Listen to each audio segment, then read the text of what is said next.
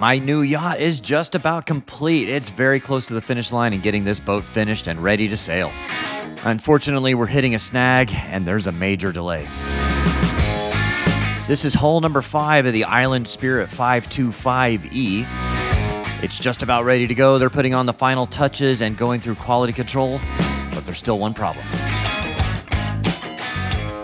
All right, here we are, my brand new boat, and it's not finished. So it is April 3rd when I'm filming this. It's the day they said it would be complete. I have some good news and some bad news. I'll give you the bad news after I give you a little update tour video of it on like when it's actually gonna be done. But the good news is it's about 99% finished right now. I'll give you a tour of it. They're actually just doing the last little quality control stuff and like hanging curtains and things like that. But there's one big issue on why it's not gonna be ready potentially for a while. So stick around after the tour and I'll tell you that. All right, so all the graphics are on. You got the sailing Doodles, you got the electric Island Spirit thing there. They're wiring up the solar panels on the flybridge. So this is the flybridge, the bimini top. So they don't have, because they've got to go down the highway and all that, they have the bimini almost completely finished, but they're not gonna actually put the hardtop on until they get to the water because they got to go down the highway, and for clearances on bridges and stuff, they can't put that on, but it's ready to go. So they got the bottom paint all done and really cool. They got the underwater lights. So I think there's 6 of them in total. You got 1 forward, 1 aft, and I think there's some off the stern. You can see here how it's shaft drive, which I really like. It doesn't, normally you would have like coming down right here, you would have a sail drive, like a transmission going that way, but you can see the shaft goes up that way because it's an electric motor. So because it's an electric motor, it's a lot smaller motor, so it can fit in a smaller area. The keels are over here. So that's another thing they do after they get to the marina. So these are the sacrificial keels. So on a catamaran, your keels are just glued to the hull, but they compression and do all that stuff, but they're glued on there. In case you do hit something, they're designed to take the damage and not transfer that into the hull. And so you can replace these should you hit something hard enough. All right, I'm gonna take you on board and give you a look at it here. They have on the back deck here, just because there's so much foot traffic, they haven't done the teak here. They're gonna do that last so that they don't like tear up the teak, but you'll see the teak that's done inside the salon and the flybridge and everywhere else the teak is done. So again, they're just waiting for most of the work to be done, and they'll finish the teak here and put the tables here. I'm gonna take you up on the flybridge first. It's still pretty loud in here, hopefully you guys can hear me. So most of this is finished here. You've got the Starlink installed, the solar panels are here, all the cushions and everything. They're gonna wrap that in plastic. They were just kind of leaving them unwrapped right now for the video. All the teak is done up here, all the wiring and all that for the helm station, and everything is good to go here. And pretty much the up here is mostly finished. All they gotta do is attach the hard top when they get it to the marina. So all the Selden winches with the in-mast furling and all that. Let me take you up front to the bow and the forward cockpit. All right, there's the forward cockpit. You got the nice big door and opening comes up here to a huge seating area. There is a table they're gonna install here. You have the trampolines. I really like the material added. The dog should be able to walk on that, no problem. And then you have these posts here that are for, you put a shade structure over. So when it's hot during the day, you can, be covered. Because that's kind of nice. You want to be able to sit up here in the wind, but a lot of times it's so much sun, you don't want to be up here in the sun. But with that shade cover, you can be here in the wind and out of the sun and nice and comfortable. All right, you can see where the forestay attaches and then the bowsprit for the spinnaker. All right, coming here into the salon area, nice open space. So these windows and everything opens really wide.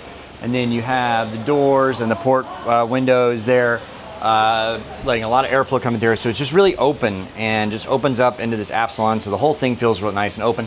They're just dry fitting things like the refrigerator, but it's a full-size RV refrigerator freezer right here, and then microwave on this side. You have your oven over here and cooktop, and then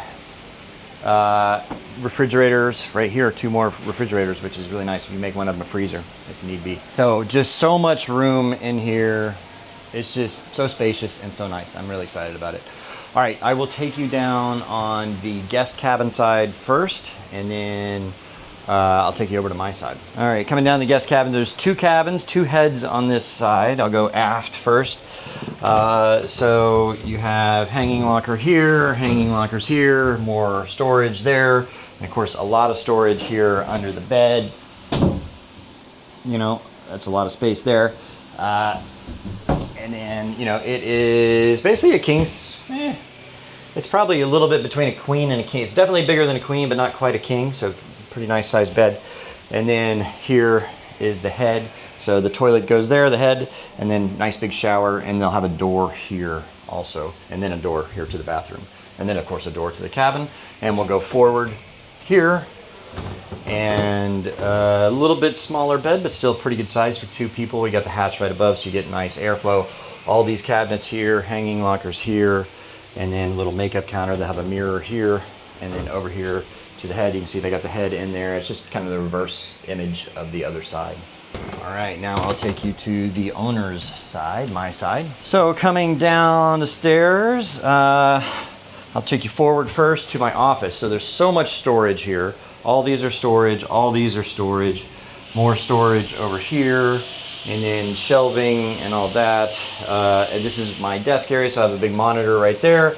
And then, you know, just plenty of space for all my stuff. You know, I kind of want to turn this into a podcast studio too. So like I'll bring in maybe another chair, and I'll have just a little setup here where I can record, make it look a lot better for podcasting. Check out the Sailing Doodles podcast. And then coming here to the head, huge head. I definitely fit like 3 people in the shower over here. And then nice big sink, basin, all that stuff there. Good size there. Coming back, so this is, you know, they gotta put like the trim here and stuff. Oh, my washing machine's in. Yeah, there we go. Washing machine is in. Excited about that. And then coming back here to the aft cabin. Oh, well, the lights are not flickering. I'm recording at 60 frames a second. Can I change that? The lights weren't flickering. I was recording at 60 frames a second, and this is Thailand. Their electricity is 50 hertz. So most cameras, if you don't know, will do either 50 or 60 frames a second. In America, we use 60 hertz on our electricity, so it flickers 60 times a second, right? So when you're recording 60 frames a second, you don't see it. But when the electricity is at 50 frames a second and you're recording at 60, you see flickering. You don't see it now that I'm recording 50 frames a second. Nice big makeup counter there for the ladies. Big bed, you know, almost a king size bed. Huge space here, and then just storage everywhere. And then I think the house bank is under here. Is that right? Yeah, the house bank is right there. So that is my Island Spirit, hull number 5, Island Spirit 525E electric. I will show you real quick here. They have hull number 6. That one is under contract now. But hull number 7 is that they've sold hull number 6 and number 9. Hull number 7 and 8 are, I believe, unsold. If you want to get those, they're looking at a late summer, early fall delivery for number 7. Because hull number 6 will be mid-summer. I think they're going to have it on a cargo ship. They're going to have hull number 6 at the Annapolis Boat Show in October.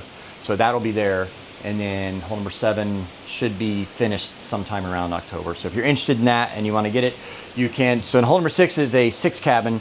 Hull number 7, I believe you, at this point, if you are interested in a boat, you can still decide what cabin layout you want on it. I would probably do a, like, if you want to put it in charter, do a 5 or 6 cabin.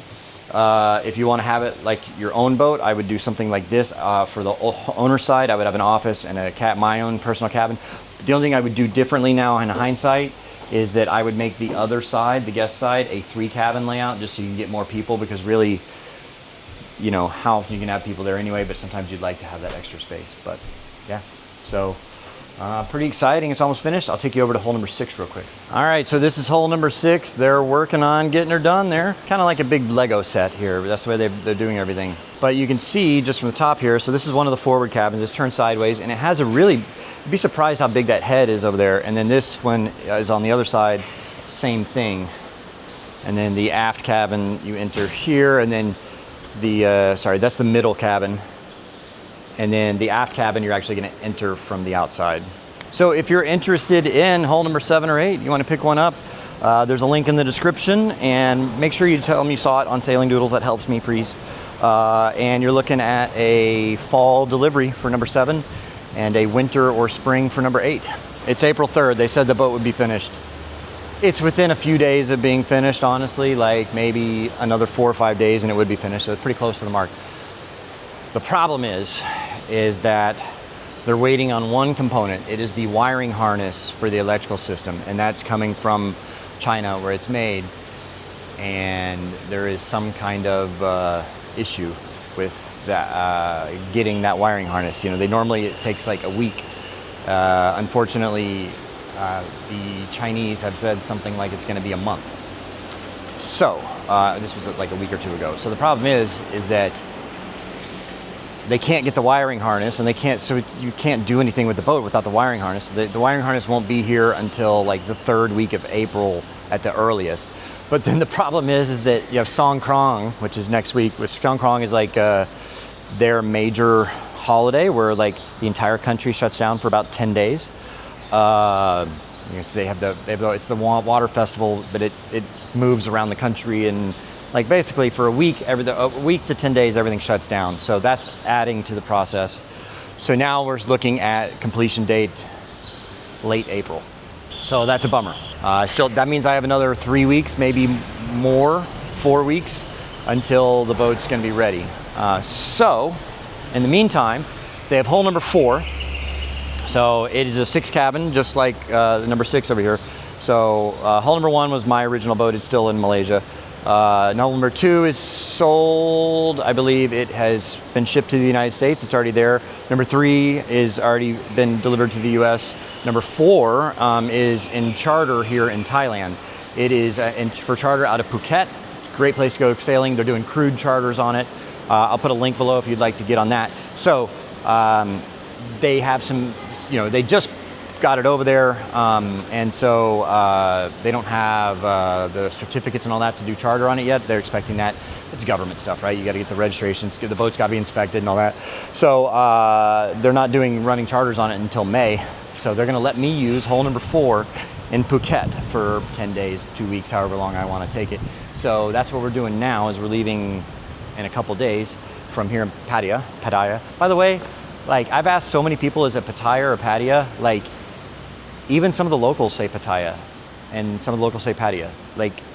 So if you're trying to correct me on how I say it, like the locals don't even call it one way or another. So yeah. Like I was talking to some local girl last night. She said, yeah, it's Pattaya or whatever. And I was like, okay, well, I don't know. Anyway, so I'm gonna drive. That's the unfortunate thing, is because I have the dogs. It's only an hour flight over to Phuket from here, but I have to drive because I have the dogs, and that's like a 14-hour drive. So gonna take the dogs over to Phuket and go sailing on hull number 4, Island Spirit 525E, and show you the ropes on that. And then when I come back, my boat should be ready. I'm gonna take you down to my dinghy where I'm doing a little work on it and show you what I've got going on there. Hey guys, if you would do me one real quick favor. So the Island Spirit 525 is up for, it's been nominated for Multihull Boat of the Year from the like 45 to 55 foot category sailboat. There's a link in the description, and I'd really appreciate it if you'd go vote for it. It'd be kind of cool. I mean, I don't get anything for it, but it'd be kind of cool to have the Multihull Boat of the Year sailing around. So there's a link down in the description, and you can vote for all the different categories. So the Island Spirit is in the 45 to 55 foot range, but there's all different categories and ranges. You can vote for those categories as well, according to your choice. Of course, please vote for the Island Spirit. But okay, thanks for doing that. There's a link in the description, and back to the video. Okay, so I got my underwater lights. So I got a couple of these underwater lights for the dinghy. They should be pretty bright, but I didn't want to drill into the transom of my aluminum, because you got to get a drill hole for the wire, and then you got to drill your mounting brackets and all that stuff, and I didn't want to do that. So I went to the grocery store and bought the thickest cutting board I could get. It's the high density plastic, whatever, HDPE, something like that. And I cut little grooves in it for the wiring and epoxied it to the transom of the dinghy. And I'm gonna let that cure for 24 hours or so. And then it'll have a nice little notch for the wiring to go in the back. And then I can just use some stainless steel screws and just screw it into that high density plastic. And yeah, that way if I need to replace a light, if a light goes out, I'm not drilling into the transom to replace the stuff, and I'm not worried about getting holes in it and then, you know, leaks and corrosion and all that. I just got it epoxied on there. So let that sit, and there we go. I don't remember if I filmed it. I don't think I did film it. Just putting all this together. This is my server rack. So that's my server rack for my closed circuit TV. So I got my network cables and all that stuff. And then I got my DVR and then my power over Ethernet switch and power supply and all that stuff. So, and they're installing the cameras in the boat right now. So I'm gonna have all that networked up so that I'll be able to record the boat 24/7. So if I miss anything that's happening live and I couldn't get a camera out in time, I've got it. It'll record on a loop for about 3 weeks on 4 different cameras. And we're gonna do live for our patrons. So go to patreon.com/sailingdoodles, and when we start sailing on that thing, when we're actually sailing, we're gonna have it on live, and you can watch us sail around. We're gonna do some of that a couple times a week. We'll probably do 1 or 2 just open so anybody can watch, just to kind of see what you're seeing, or get to know what you're seeing, and or you know what I mean. Anyway, all right, it's hot, time to go.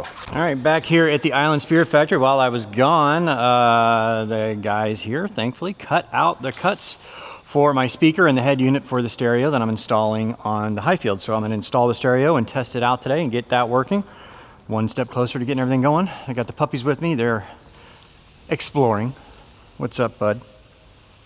How you doing? Oh, this is my, I'm assuming this is mine, although they got a couple of them here. So maybe there's multiple ones. But this is the lift, the dinghy lift for my Highfield. All I had to do for the stereo was to finish up the wiring.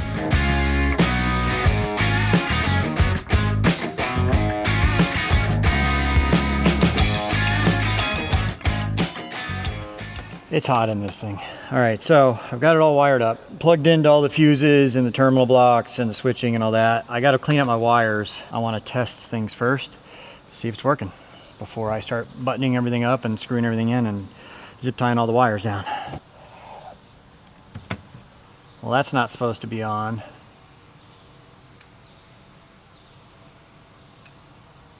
Okay, that's not supposed to be on. So that's wired wrong. Somebody wired something wrong here because the fuel gauge light is on and it's not supposed to be on. That shouldn't be on until the ignition's on. So anyway, I'll have to fix that at some point. But for now, I can just turn the main switch off and on. All right, so that worked. When I turn the ignition on here, these gauges came on. This gauge is not supposed to be on. But if I turn that on, now I got my tack and the battery, but I'm not getting power to this. All right, let me pull up my multimeter and see what's getting power and what's not getting power, and hopefully fix this fuel gauge. Because that's just gonna sit there, that light's gonna stay on all the time, so run the battery down. So somebody wired this wrong. All right, so for the stereo, there was just a bad fuse, so I replaced that and it's getting power, and I'll test it in a minute. But I discovered the fuel gauge is connected to the hot bus, so it's getting power all the time, which it should not. So I'm gonna connect it to the ignition bus so that it only comes on when the ignition's on. All right, got it working.